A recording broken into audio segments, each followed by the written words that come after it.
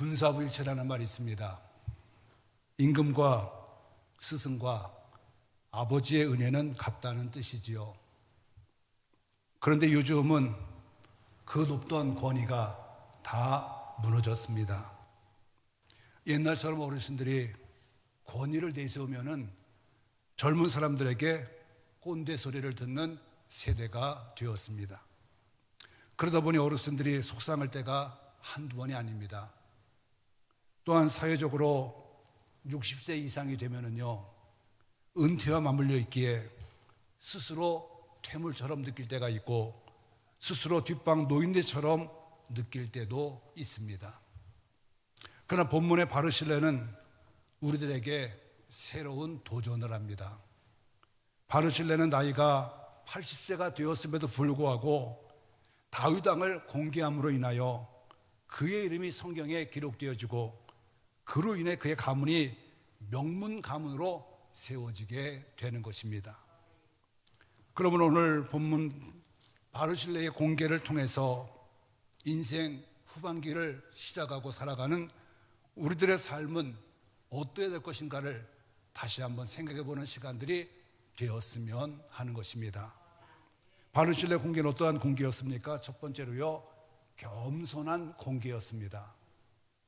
본문의 배경은 다윗이 압살롬의 반역으로 피난길에 오르는 내용을 소개하고 있는 것입니다.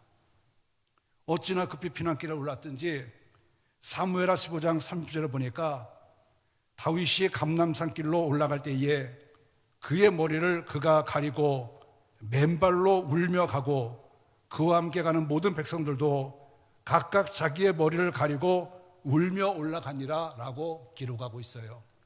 한번 그 상황들을 머릿속으로 그려보세요. 다윗 왕의 그 기세 좋았던 것이 다 꺾이고 죽느냐 사느냐의 그 위기 속에서 머리를 풀어헤치고 울면서 맨발로 도망가는 다윗 왕의 그 모습. 그러니 먹을 것도 마실 것도 제대로 준비하지 못하고 피난길에 올랐을 줄로 생각이 되어집니다. 그런데 이때 다윗 왕을 공개한 사람들이 있었어요. 누굽니까? 사무엘하 17장 27절 29절 말씀 찾아보겠습니다. 본문에서 두 장만 앞으로 넘어가시면은요, 사무엘하 17장 27절부터 29절까지 말씀이 있습니다.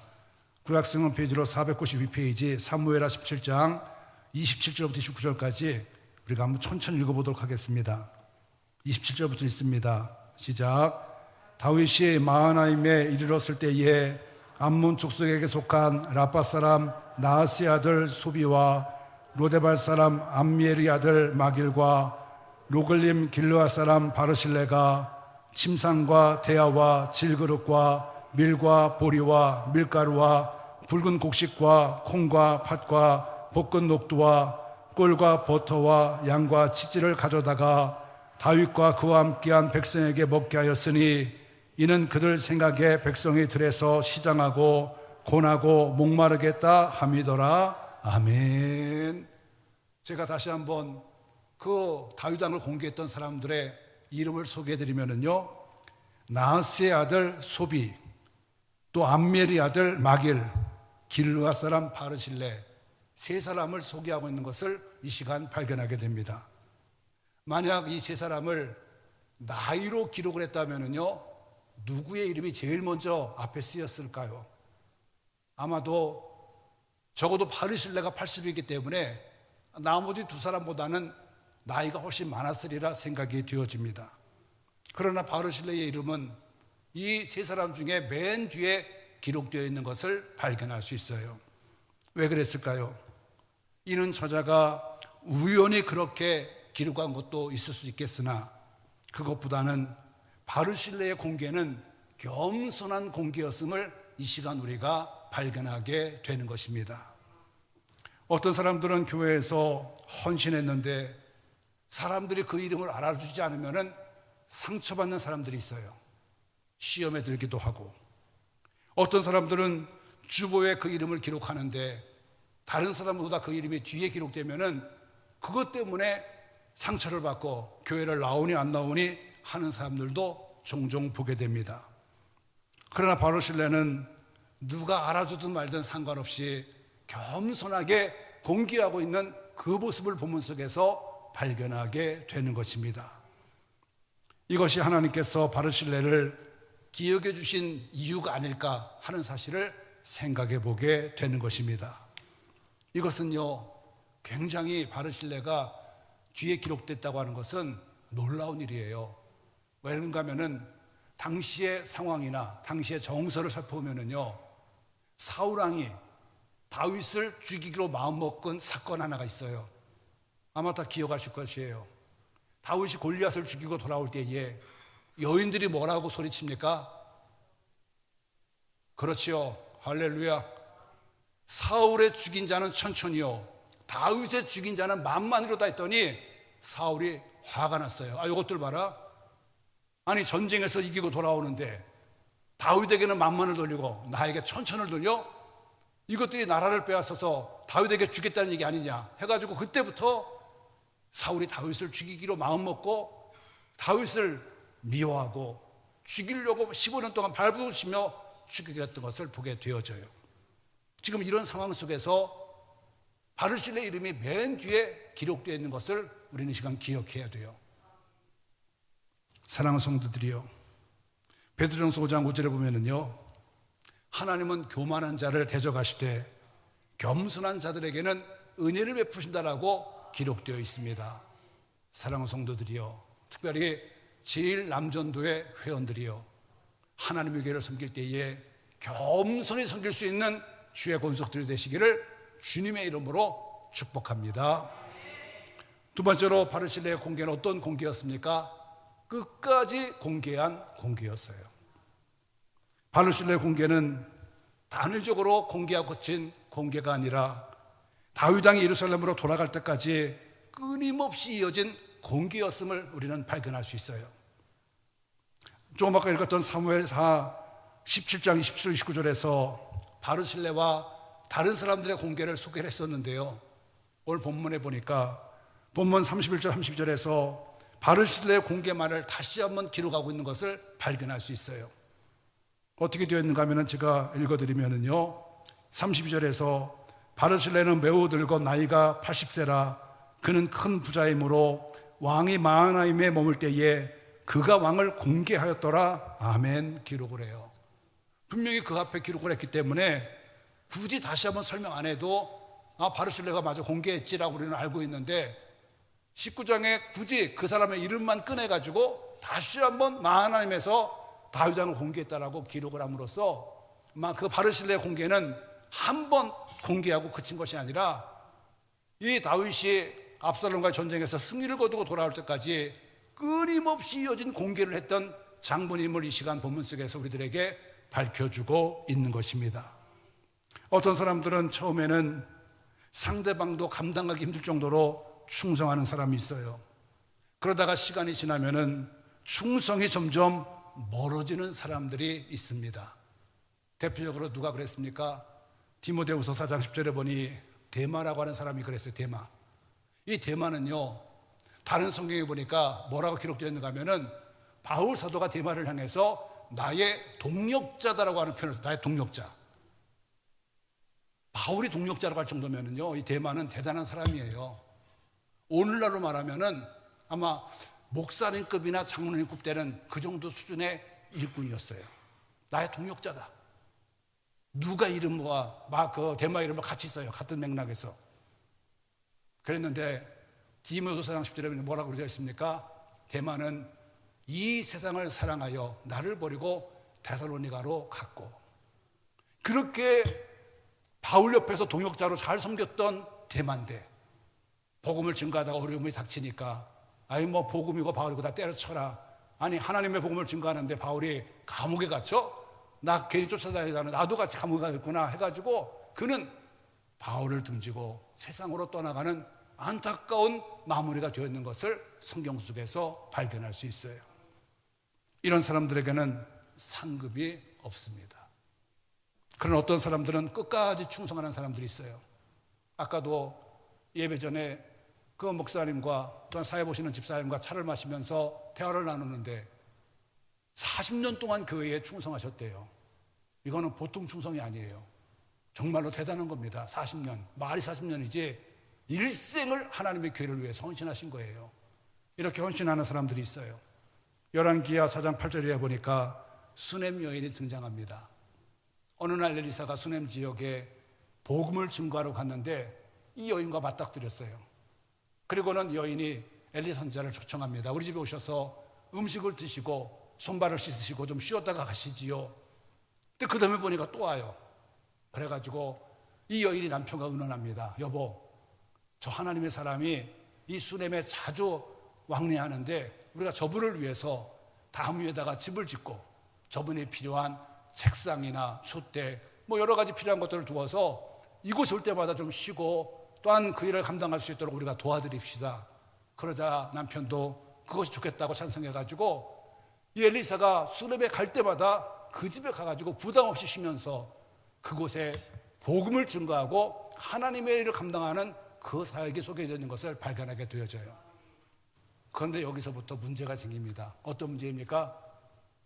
먹은 사람이 물킨다고 엘리 선지자가 자기를 그렇게 도우니까 가만히 있을 수 없는 거예요. 그래가지고 이 여인을 불러요. 여인이요, 혹시 집에 뭐 필요한 것 좀 얘기하시오. 내가 기도해서 그 문제를 해결해 주겠어. 왕에게든지 땅이든지 뭐든지 내게 필요한 거 있으면 구하시오. 선지자님, 우린 필요한 게 없습니다. 지금 너무나 좋으니까 염려하지 마시고 오실 때마다 우리 집에서 푹 쉬십시오. 엘리사가 게하시를 부릅니다. 야, 이 집에 필요한 것이 뭐가 있는지 네가 알아봐라. 그래서 게하시가 가가지고 쭉 조사해 보더니 선지자님, 이 집에 다 있는데 딱 하나 없습니다. 뭐가 없니? 자녀가 없습니다. 자녀. 그러자 엘리사가 불러요. 여인이요, 내는 이맘때쯤 당신네 집에 아이가 있을 것입니다. 그러니까 여인이, 아이 선생님 농담하지 마세요. 제가 나이가 몇인데 아이를 갖냐고 그런 말씀 하지 마시고 그냥 푹 쉬시라고. 아니라고. 내는 이맘때 당신네 집에 아이가 있을 것이라고. 그날부터 엘리사가 얼마나 하나님 앞에 매달려 기도했겠어요. 아마 무릎이 닳도록 하나님 앞에 기도했을 거예요. 하나님, 나를 공개하는 여인, 하나님 이 가정을 기억해 주시고 이 가정이 꼭 필요한 자녀의 복을 주옵소서라고 하나님 앞에 간절히 부르실 것이고, 하나님은 그 기도에 응답해 주셔서 내는 이맘때 그 가정에 자녀가 생기는 놀라운 역사가 일어난 것을 성경은 기록하고 있는 것을 발견할 수 있습니다. 또 예수님을 섬겼던 여인들이 있어요. 어떻게 섬깁니까? 누가복음 8장 1절로 3절에 보니까 예수님이 사역하는 동안에 자기들의 사유재산을 털어가지고 예수님의 그 사역을 도왔다라고 기록하고 있고요. 이 여인들은 여기서 그친 것이 아니라 예수님께서 십자가에 못 박히시는 그 사건의 그 현장에도 여인들이 따라가요.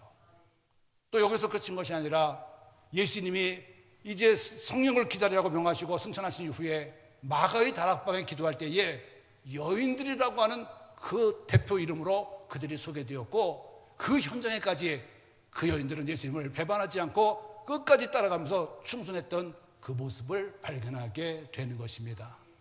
사랑하는 성도들이요, 하나님의 일을 감당할 때에 끝까지 충성하여 천국 가는 그날까지 변함없이 충성하며 하나님께 인정받고 목회자를 기쁘시게 드릴 수 있는 성도들이 되시기를 주님의 이름으로 축복합니다. 세 번째 생각해 볼 수 있는 것은요, 공개의 보상을 받은 바르실레예요. 압살롬이 전쟁에서 죽어 압살롬의 반역이 끝이 나자 다윗이 다시 예루살렘에 올라가는데 다윗이 바르실레에게 예루살렘으로 함께 올라가자라고 초청을 합니다. 오늘 본문 33절 볼까요? 본문 33절 한번 읽어봅니다. 시작. 왕이 바르실레에게 이르되 너는 나와 함께 건너가자. 예루살렘에서 내가 너를 공개하리라. 아멘. 은혜를 갚는 것, 이것은 하나님께서 가장 기뻐하시는 방법이요 성도들에게 요구되는 신앙의 모습입니다. 다윗도 바르실레에게 은혜를 갚겠다라고 청한 것인데 이에 바르실레가 정중하게 거절을 합니다. 왕이시여, 내 나이가 80인데 이 나이에 어떻게 좋고 흉한 것을 분간할 수 있으며 음식의 맛을 알 수 있으며 남루의 노랫소리를 알아들을 수 있으리까? 이 종은 왕께서 요단을 무사히 건너시도록 모시고 가는 것뿐이고 왕께서 편히 건너시고 종은 부모 곁에서 평안히 죽게 하옵소서라고 청을 합니다. 이 말을 들은 다윗이 아쉬워하면서 혹시 다른 청이 있으면 내게 해보라라고 이야기를 합니다. 그러자 바르실레가 기다렸다는 듯이 기맘을 천거를 해요. 왕이시여, 정 그러시다면은 여기 저의 종 기맘이 여기 있으니 기맘을 왕과 함께 건너가게 해주시고 왕의 처분대로 그에게 은혜를 베푸소서라고 이야기를 합니다. 이 말을 들은 다윗 왕은 기뻐하며 바르실레의 청을 들어주어요. 내가 기맘을 데리고 건너가리니 내가 좋아하는 대로 그에게 베풀겠고 또 내가 내게 구하는 모든 것을 다 너를 위하여 그에게 시행하겠다. 여기서 기맘이 누구입니까? 기맘은요, 학자들에 의하면 바르실레의 아들이래요.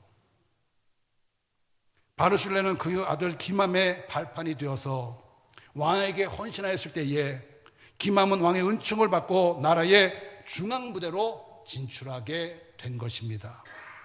여기서 부모의 역할을 생각해 보게 됩니다. 부모는 자녀들의 신앙의 발판이요 축복의 발판이 되어줘야 하는 것입니다. 우리가 이삭 하면은 예수님의 모델 모형으로도 소개되는 이삭, 하나님 말씀에 순종해가지고 복을 받은 그 이삭. 그런데 이삭이요, 이삭 혼자 잘해가지고 복 받은 것이 아니에요. 한번 볼까요? 창세기 26장 23절 24절 찾아봅니다. 구약성의 첫 번째 있는 창세기 26장으로 넘어갑니다. 26장 23절 24절입니다. 구약성의 페이지로 36페이지 23절 24절 창세기 26장 23절 함께 읽습니다. 시작. 이삭이 거기서부터 브엘세바로 올라갔더니 그 밤에 여호와께서 그에게 나타나 이르시되 나는 네 아버지 아브라함이 하나님이니 두려워하지 말라.